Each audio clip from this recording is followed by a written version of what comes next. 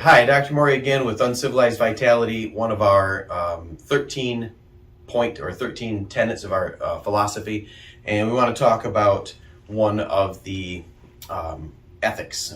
So this is Primum non nocere, or first do no harm. And obviously we can unpack this and make a big deal about it, but this is famous in the Hippocratic Oath that physicians like myself or other healthcare providers take, meaning we'll do our best to cure or facilitate health, but the primary rule is to first do no harm, or don't attempt cures or treatments that have too large of a downside to it. Obviously, civilized and modern medicine has veered way off of that approach, but I still take it seriously. And in our philosophical basis for the Uncivilized Vitality program of health and happiness, and some of the teachings we share with people, especially during field craft and other things, is to look to your safety and health first.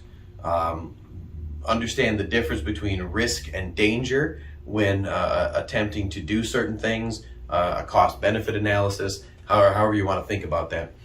But one of the primary ways we express this philosophical point is in the five Buddhist vows that come from Zen Buddhism.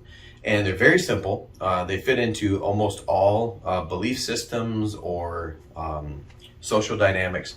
And this is the way that the uncivilized practitioners or tribe members or people that just kind of follow with us apply this first do no harm principle. And the first promise to yourself, so these aren't vows like a cult or something. And I've promised the producer Logan that I would stop using the word cult. It makes people uncomfortable. So the first one is you make a vow or a promise to not kill or intentionally harm life unnecessarily. Obviously, in order to eat or to stay alive, other things have to die, even if that's if you eat flesh, if you eat beef and pork and chicken, or if you're a strict vegan and you eat carrots. I mean, the carrot had to die before you ate it. So unnecessarily killing or harming, like someone steps on my toe, I don't kill them. Someone has different political views than yours. Part of not harming is being tolerant of that.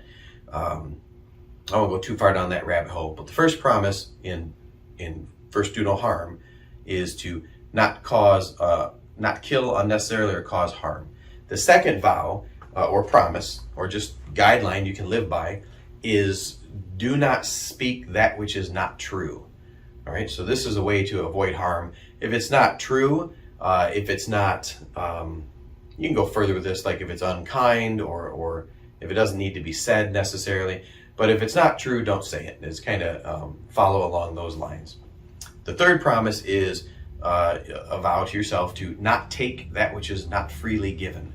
So far we have don't kill, don't lie, don't steal. Everybody should be on board with that.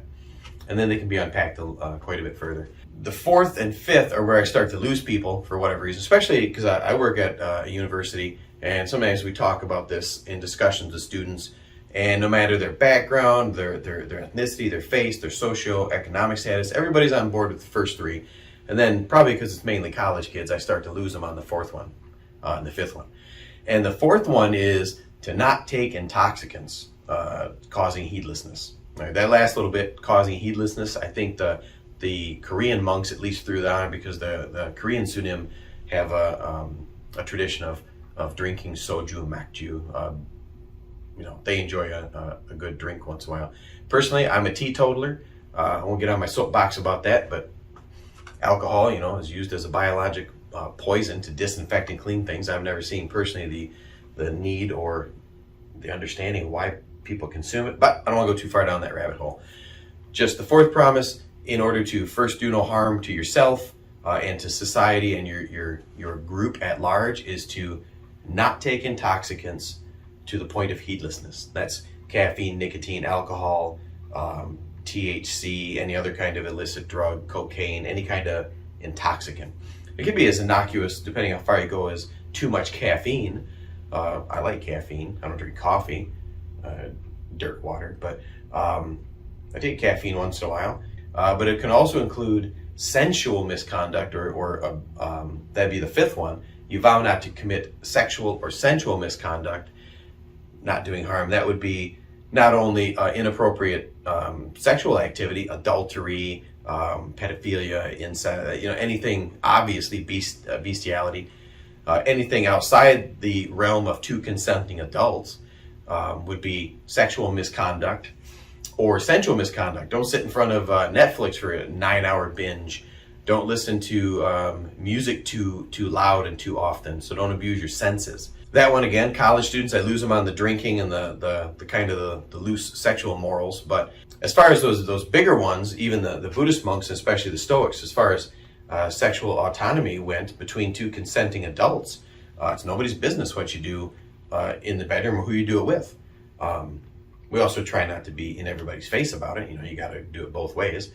But those are the 5 vows that we use under Primum non nocere, first do no harm. Vow not to kill or harm life unnecessarily.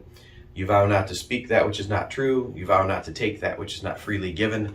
You vow not to use intoxicants or take intoxicants to the point of heedlessness. And you vow to abstain from sexual or sensual misconduct or abuse of the senses. So we use those 5 because it's a good rule of thumb. Comes from a Zen Buddhist tradition, but fits in neatly with almost any belief system, and especially with the Stoic belief system of living according to nature, and they kind of blend right in there. So hopefully that'll answer some questions we had about that tenet and how it fits in. And then, like I used in the other video, these are great. Don't forget to like the channel, subscribe to the channel, make comments, preferably positive comments, no trolls. Share the channel, and then turn on the notifications so you can check out when we get some other Uncivilized Vitality videos up. The philosophy, health and wellness, or the fieldcraft stuff. Okay, that's it.